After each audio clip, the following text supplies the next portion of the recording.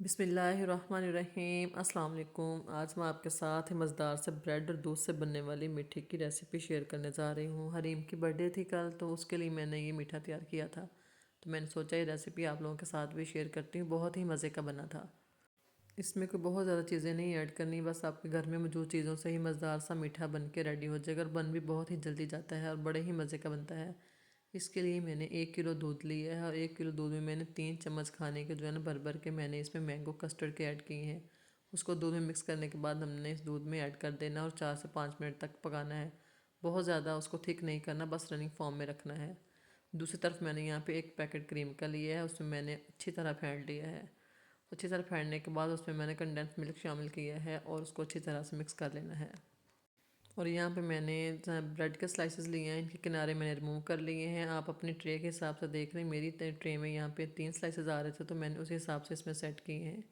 आपके ट्रे में अगर 2 स्लाइसेस आते हैं तो आप उस हिसाब से इसमें सेट कर लें।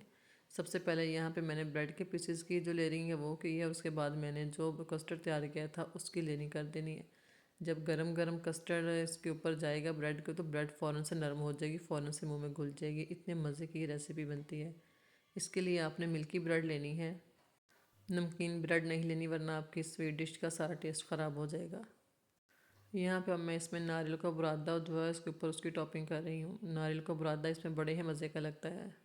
जब इस स्वीट को हम खाते हैं तो ऐसा लगता है जैसे हम नारियल की बर्फ़ी खा रहे हैं, इतना मज़े का लगता है।